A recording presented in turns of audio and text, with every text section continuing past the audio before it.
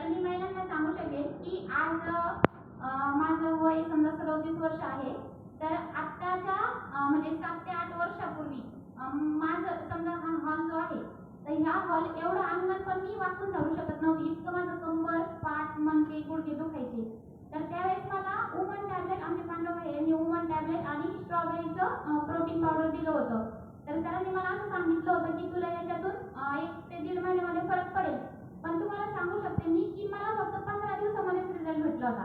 आणि तेव्हापासून तर आजपर्यंत मी म्हणजे प्रोटीन तर बंद करते, कधी चालू ठेवते, पण मी वुमन टॅबलेट ही रोज रेग्युलर घेते. आणि आज तुम्हाला मी सांगू शकते की मी परफेक्ट एक शेतकरी पण आहे. म्हणजे शेतीचं पण मी सगळं काम करते. मी माझ्या गावामध्ये सीआरपीचं पण काम करते आणि आरसीएमचं पण भरपूर काम करते. मी माझ्या महिलांना म्हणजे सर्वांना एक झूम मीटिंग मधून शिकवते. मी पण स्वतः शिकते आहे. तर असंच महिलांनी म्हणजे माझ्या जीवनामध्ये आरसीएम आलं का, ते तर न्यूट्रिशन पासून मी तुम्हाला सांगितलं. पण ज्यावेळेस मी फक्त शेती काम करायचे, माझ्याकडे दुसरं कोणतंच काम अवेलेबल नव्हतं. त्याच्यानंतर मी आरसीएम करायला लागले. आणि नाही, आरसीएम करण्याच्या अगोदर माझ्या मिस्टरांनी मला अँड्रॉइड मोबाईल घेऊन दिला होता. तर मी एक विचार केला की अँड्रॉइड मोबाईलला निदान त्यावेळेस 240 रुपये बॅलन्स लागायचा. मी असा विचार केला, आपण तर शेती काम करतो, मग अँड्रॉइड मोबाईल वापरून आपण फक्त टाइमपासच करणार आहे का? 240 रुपये जर आपण खर्च करत असलो तर आपण निदान 500 रुपये कमवायला पाहिजे. त्यावेळेस आपण अँड्रॉइड मोबाईल वापरण्याचे योग्य आहोत, नाहीतर आपण सगळं टाइमपासच करत होतो. मग मी कामाचं शोधत होते. समजा असं माझी इच्छा होती पहिल्यापासून टीचर होण्याची, पण भावंड जास्त असल्यामुळं आणि खरं सांगते म्हणजे मी लग्नाच्या अगोदर खूप स्ट्रॉंग होते. मग घरचे म्हणायचे, आपली मराठी संस्कृती कशी आहे की हिचं लग्न कधी होणार, मग लहान भावंडाचं कधी होणार. तर असं करून करून मी माझ्या इच्छा दाबल्या त्यावेळेस. पण एक मनामध्ये एक इच्छा अशी होती की मला काहीतरी करायचंय, समाजसेवा करायची आहे आणि 2 पैसे आपल्या खर्चाला स्वतःसाठी लागणार आहे. कारण मला असं परावलंबी राहायला कधी आवडत नव्हतं. मला असं वाटायचं की आपण 2 पैसे आपल्या हक्काचे कमावले पाहिजे, की आपल्याला कोणी म्हणणार नाही की आम्ही तुझा खर्च पुरवते म्हणून. म्हणून मी सरांना विचारलं, ज्यावेळेस त्यांनी मला न्यूट्रिशन दिलं होतं, तर ते दिलं कसं माहितीये का, डिस्काउंटवर दिलं होतं. म्हणजे मार्केटमध्ये कोणत्या सिस्टममध्ये डिस्काउंट मिळतो हे मला त्याच्या अगोदर माहीतच नव्हतं.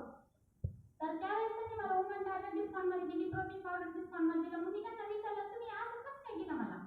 तर मग त्यांनी मला असं सांगितलं की आरसीएम प्रोडक्ट असं नाही. तर त्यावेळेस आमचं म्हणजे घरी येणं जाणं होतं सरांचं आमच्या, पण मग त्यांच्या गाडीवर आरसीएम नाव, त्यांच्या शर्टावर आरसीएम नाव, प्रत्येक ह्याच्यावर आम्ही त्यांना कधी विचारलं नाही, त्यांनी पण आम्हाला सांगितलं नाही. पण त्याच्यानंतर ज्यावेळेस मला न्यूट्रिशन त्यांनी दिलं, मला फरक पडला. मग मी त्यांना विचारलं की मी यातून काही पुढं करू शकते का?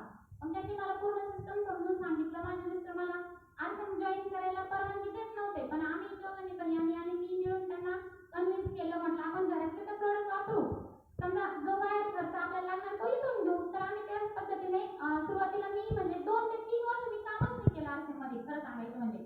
पण ज्यावेळेस माझ्याकडे बचत गटाचं काम आलं, मी बचत गटाचं सीआरपीचं काम करायला लागले. मग नवीन लोकांची ओळख व्हायला लागली, कॉन्टॅक्ट वाढायला लागले. असं करून करून मी आरसीएम मध्ये पुढं काम वाढवलं. तर आज मी माझ्या टीममध्ये बऱ्याचशा महिला आहेत आणि मी इथं बसलेल्या महिलांना असं सांगू इच्छिते की महिलांना आपण सांगायला गेलं ना, तर मला म्हणजे मी स्वतः आता अनुभव घेते. आपण जर त्यांना सांगायला गेलं ना, ते एकच म्हणतात, आम्हाला वेळच नसतो. तर मी त्यांना म्हणते, तुम्हाला किराणा लक्षात वेळ पाहिजे. आपल्याला काय करायचं, फक्त जी वॉशिंग पावडर बाहेर आणतो ती इथून घ्यायची, जी साबण बाहेर आणतो ती इथून घ्यायची, जे मीठ आपण बाहेर करतो ती इथून घ्यायची. याच्यासाठी कशाला वेळ पाहिजे तुम्हाला? आणि तुम्हाला मी महिलांना हे पण सांगू शकते म्हणजे इच्छिते की मी एवढे कामं करून सुद्धा मला कसंच वेळ नसतो शिकायला. पण मी सांगू का मी कधी शिकते? ज्यावेळेस मी पोळ्या लाटायला बसते, स्वयंपाक करायला बसते ना, मी काय करते, आता सरांनी सांगितलं की आजचं गुरुकुल सेशन तुम्ही बघितलं नाही, तर मी तुम्हाला सांगते, मी स्वयंपाक करताना ते गुरुकुल सेशन रोजच्या रोज बघते. आणि जे सेशन मी बघितलंय म्हणजे मी पूर्ण सिनियरचे मोटिवेशन स्पीच असेल, मी सरांचे पण बघत असते, परत चौधरी सरांचे पण बघत असते. आणि जे स्पीच मी बघितलं त्याच्यातून मला माहिती की सोपं नॉलेज आहे, ते मी लगेच माझ्या ग्रुपमध्ये फॉरवर्ड करत असते. आणि याच्यातून मी माहिती नाही एकच मेसेज देईल की आपल्याला इथं वेळ नाही पाहिजे, फक्त इच्छाशक्ती पाहिजे. ती इच्छाशक्ती माझ्या मनामध्ये आज पण होती. आणि मला जे म्हणायचं होतं की मी मला टीचर व्हायचं होतं, पण आज या सिस्टममध्ये येऊन मला इतका अभिमान वाटतो की ज्यावेळेस जर समजा मी टीचर झाले असते तर मी फक्त मुलांनाच शिकवलं असतं. पण आज या सिस्टममध्ये येऊन मी माझे म्हणजे जे शिक्षक आहेत त्यांना पण शिकवते, कारण त्यांना जो आन्सर सांगते ना, मी पण शिकले. माझ्या घराचं आरोग्य चांगलं राहिलं, मला इन्कम यायला लागला, माझे म्हणजे लेकरांचं पण समजा भविष्य चांगलं आहे. याच्यातून आज मी म्हणजे माझा मुलगा 18 वर्ष होण्याची मी वाट पहिल्याच दिवशी मी त्याचं जॉईनिंग